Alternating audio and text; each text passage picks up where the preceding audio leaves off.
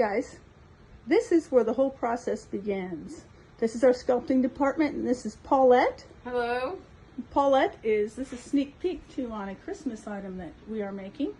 And this is how it all starts. It starts with her hands and clay, where she sculpts what the glass casting will eventually look like. And then through a multi-mold process, it turns into a plaster mold that is a plaster model that looks a great deal like your glass mold will look. And so she has to sculpt the design and then do a lot of mold making to get these new pieces into production. How long have you been doing this, Paulette? Well, I've been sculpting for 30 years, and I don't know. Okay.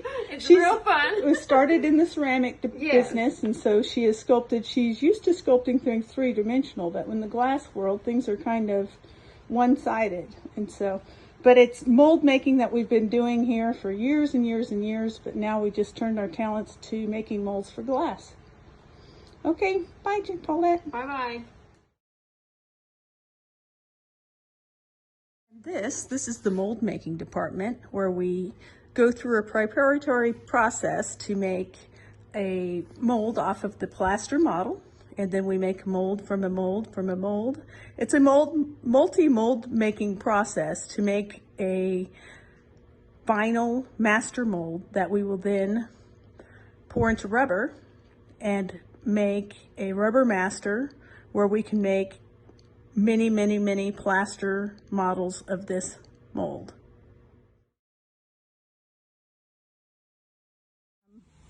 A liquid clay gets poured into a plaster mold. So they've made the plaster mold over there. We've dried it, and now Dylan is going to pour liquid slip, which is what ceramics is all about. That's a low fire white slip.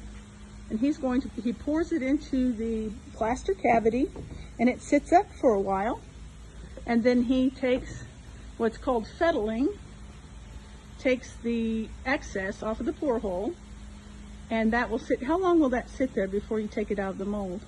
From kind of pouring and dumping, it sits probably about almost 3 hours, about 2/3. And then you'll pop it out of the mold?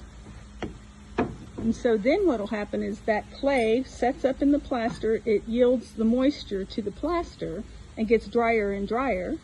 And then, as you see, he just produced this greenware piece of a glass mold, a slump mold for glass. But you'll notice it's gray. That's because it hasn't been fired yet. This is Vanessa. She's been here a while. And she also is the one that will load and put them in the kiln, which is the next thing we'll show you. After the greenware is cleaned, it's taken out here to be loaded into the kilns. This is a load that's been fired. We have several of these kilns. We fire to a cone 06 or a cone 04, depending on what's in the kiln. For those of you that don't know, that's about between 1800 and 1900 degrees, depending on how fast you run the kiln. And so she's taking the stock out, and it will be put in stock and placed on orders. So the stock is placed on the stock shelves, and then somebody will come pull the orders.